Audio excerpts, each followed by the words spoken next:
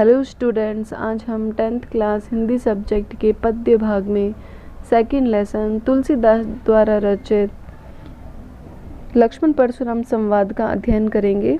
जैसा कि हमने इसके पहले के भागों में पढ़ा है कि किस तरह से शिव धनुष भंग होने पर परशुराम जी क्रोधित हो जाते हैं और सभा में लक्ष्मण और परशुराम के बीच में संवाद होता है।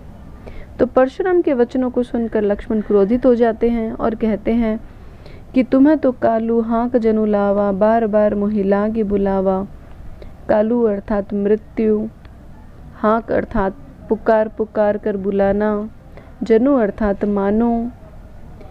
तो लक्ष्मण परशुराम से कहते हैं कि आप तो मानो काल को हाँक कर अर्थात पुकार पुकार कर मेरे लिए बुला रहे हैं। सुनत लखन के बचन कठोरा, परसु सुधारी धरेउ कर घोरा। परसु अर्थात फरसा, सुधारी अर्थात संभाल कर अर्थात हाथ, घोरा अर्थात भयंकर। तो सुनत लखन के बचन कठोरा, तो इस तरह से लक्ष्मण के कठोर वचनों को सुनकर परशुराम जी अपने हाथ में भयंकर फरसे को संभाल कर ले लेते हैं।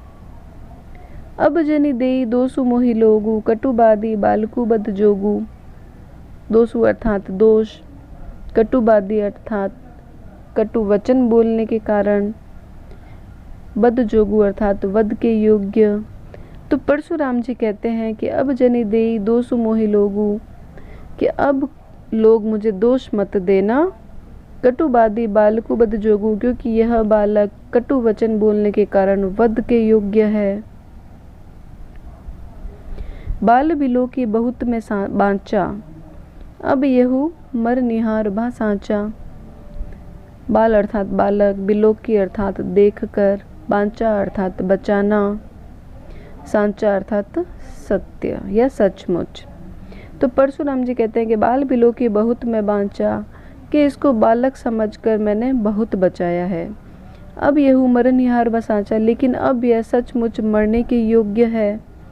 कौशिक कहाँ क्षमीय अपराधु, बाल दोष गुण गनहि न साधु। कौशिक अर्थात विश्वामित्र, क्षमीय अर्थात क्षमा करना, गनहि अर्थात ग्रहण करना या ध्यान देना। तो विश्वामित्र कहते हैं, कौशिक कहा, विश्वामित्र परशुराम ऐसे वचनों को सुनकर कहते हैं कि क्षमीय अपराधु, बाल दोष गुण गनहि न साधु, कि साधु लोग बालकों के गुण और दोषों को ग्रहण नहीं करते अर्थात उनकी तरफ ध्यान नहीं देते। तो आप इसलिए इस बालक को क्षमा कर दीजिए, इसके अपराध को क्षमा कर दीजिए। खर कुठार में अकरुण को ही, आगे अपराधी गुरुद्रोही। तो परशुराम जी विश्वामित्र के वचनों को सुनकर कहते हैं, खर कुठार अर्थात तेज धार का कुल्हाड़ा, अकरुण अर्थात निर्दय, कोही अर्थात क्रोधित, गुरुद्रोही अर्थात गुरु का द्रोही। तो परशुराम जी कहते हैं कि मैं अकरुण को ही, कि मैं अत्यधिक निर्दय और क्रोधित स्वभाव का हूँ। खर कुठार और मेरे हाथ में ये तेज धार का कुल्हाड़ा भी है। आगे अपराधी गुरुद्रोही, और मेरे सामने गुरुद्रोही अर्थात शिव जी का अपमान करने वाला मेरा अपराधी मेरे सामने खड़ा है। उत्तर देत छोड़ऊ बिनु मारे, केवल कौशिक सील तुम्हारे। कौशिक अर्थात विश्वामित्र, सील अर्थात व्यवहार या सद्व्यवहार। तो परशुराम जी कहते हैं कि उत्तर देत, कि यह बालक उत्तर पर उत्तर दिए जा रहा है, छोड़ो बिनु मारे, लेकिन फिर भी जो है मैं इसको बिना मारे छोड़ रहा हूँ। केवल कौशिक सील तुम्हारे, केवल तुम्हारे सद्व्यवहार के कारण मैं इसको छोड़ रहा हूँ।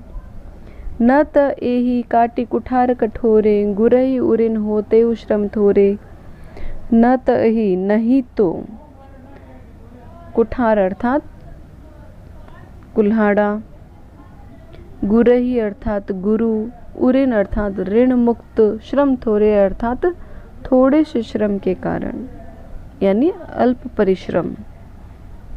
तो परशुराम कहते हैं कि न ते एही काटी कुठार कठोरे, कि नहीं तो यह बालक मेरे कठोर कुल्हाड़ी से काट दिया जाता।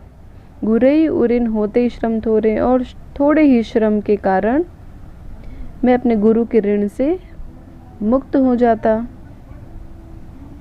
गाती सुनु का हृदय हसी मुनि ही हरिहरि सूझ। गाती सुनु अर्थात गाधी का पुत्र विश्वामित्र, हृदय अर्थात मन ही मन में, मुनि ही अर्थात परशुराम, हरिहरि अर्थात हरि अरई, इसका मतलब है कि चारों तरफ हरा ही हरा दिखना। तो गादी सुनु का हृदय हंसी, तो इस तरह से परशुराम के वचनों को सुनकर कौशिक मन ही मन हंसते हैं और कहते हैं कि मुनि ही हरि अरई सूझ, कि परशुराम को चारों तरफ हरा ही हरा दिख रहा है।